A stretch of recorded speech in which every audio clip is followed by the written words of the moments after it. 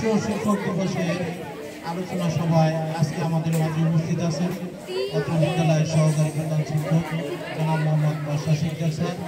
উপস্থিত আছেন আমাদের অত্র বিদ্যালয়ের সিনিয়র শিক্ষক জনাব মানিকলাল আচার্য স্যার। উপস্থিত আছেন অত্র বিদ্যালয়ের সিনিয়র শিক্ষক জনাব মোহাম্মদ রকনুজ্জামান ফরিদ স্যার। উপস্থিত আছেন বিদ্যালয়ের সিনিয়র শিক্ষক জনাব মোহাম্মদ আখতারুজ্জামান সুমন স্যার সহ অন্যান্য শিক্ষক শিক্ষিকাবৃন্দ এবং আমার সামনে উপস্থিত আছেন অত্র বিদ্যালয়ে শিক্ষার্থী কর্মচারীবৃন্দ। আসসালামু আলাইকুম। আজকে আমরা একটা বিশেষ দিবস এখানে উপস্থিত হয়েছি। এই দিবসটি হল বিশ্ব শিক্ষক দিবস। আমরা গত বছর থেকে এই দিবসটি আনুষ্ঠানিকভাবে পালন করতে যাচ্ছি এবং সরকার এই দিবসটি বিশ্ব শিক্ষক দিবস হিসাবে ঘোষণা করেছে। শিক্ষকদের মর্যাদা এবং তাদের মান সম্মান আর্থিক সব দিক বিবেচনা করে এই দিবসটিকে বিশ্ব শিক্ষক দিবস হিসাবে পালনের জন্য ঘোষণা করেছেন। যেহেতু বাংলাদেশ এখন স্মার্ট বাংলাদেশ হিসাবে এগিয়ে যাচ্ছে, সাথে সাথে শিক্ষক এবং শিক্ষার্থী সবাই এগিয়ে যাচ্ছে। শিক্ষার মান, তারপরে শিক্ষকদের মান সম্মান, অর্থনৈতিক অবস্থা সব দিক থেকেই সবাই আমরা এগিয়ে যাচ্ছি। এই বিবেচনা করে এই দিবসটিকে বিশ্ব শিক্ষক দিবস হিসেবে ঘোষণা করা হয়েছে। এবং এর সাথে সাথে আমরা বলবো যে এই দিবসে শিক্ষক এবং শিক্ষার্থী উভয়ে যার যার দায়িত্ব যাতে যথাযথভাবে পালন করে।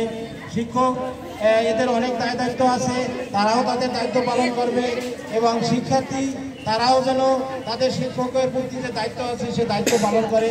সাথে সাথে তোমরা তোমাদের অভিভাবকদেরকেও বলবে যে অভিভাবকদেরও অনেক দায়িত্ব আছে শিক্ষকদের প্রতি, সেটাও যেন যথাযথভাবে পালন করে। সব অভিভাবকই জানে যে যখন একজন শিক্ষার্থীকে তারা শিক্ষা প্রতিষ্ঠানে ভর্তি করায় তখন তাদের অনেক দায়িত্ব আছে। শুধুমাত্র শিক্ষার্থীকে শিক্ষা প্রতিষ্ঠানে ভর্তি করানোর পরেই তাদের দায়িত্ব শেষ হয়ে যায় না। শিক্ষকরা যখন একটা কটু কথা বলে বা কোনো কঠিন সিদ্ধান্ত নেয় তখন তারা শুধু প্রতিবাদের ভাষা নিয়ে এই প্রতিষ্ঠানে উপস্থিত হয়, কিন্তু যখন কোনো ভালো বা কোনো সুযোগ সুবিধার ব্যবস্থা করে তখন কিন্তু তাদের কাছ থেকে আমরা কোনো সাধুবাদ বা ধন্যবাদ আমরা পাই না। এ ব্যাপারে তোমরা তোমাদের অভিভাবকদেরকে বলবে এবং তোমরা শিক্ষকদের প্রতি যে দায়িত্বটুকু এটা শুধু তোমরা এই প্রতিষ্ঠানে থাকাকালীন সময় পালন করবে না, এরপরেও তোমরা তোমাদের এই প্রতিষ্ঠান ত্যাগ করার পরেও তোমাদের শিক্ষকরা কোথায় কী অবস্থানে আছে। যেমন আমাদের এই মানিক স্যার আমাদের মাস থেকে বিদায়ের পথে সে অবসর গ্রহণ করেছে।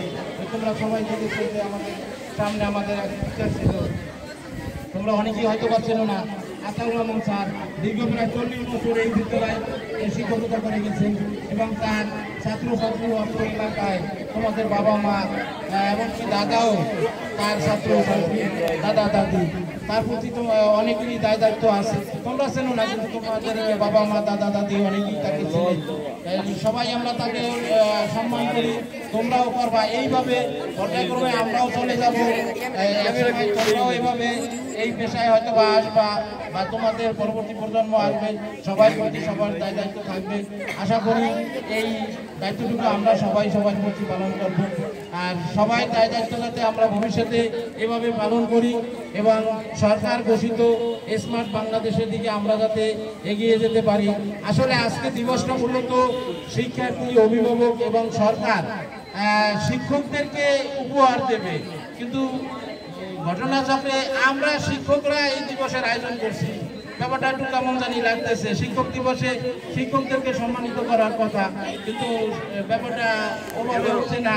আমরা তোমাদেরকে নিয়ে অনুষ্ঠান করতেছি, যাই হোক এগুলা বলার সুযোগ আমাদের নাই। তোমরা আমাদের জন্য দোয়া করবা, আমরাও তোমাদের মঙ্গল কামনা করি, তোমাদের জন্য দোয়া করি আর তোমাদের জন্য সবাইয়ের জন্য বৃষ্টির ব্যবস্থা করছি। সবাই নিয়ে যাবা, সকলের জন্য দোয়া করবা, তোমাদের ভবিষ্যৎ মঙ্গল হোক এই কামনা করে আজকের আলোচনা এখানে শেষ করছি। ধন্যবাদ সকলকে।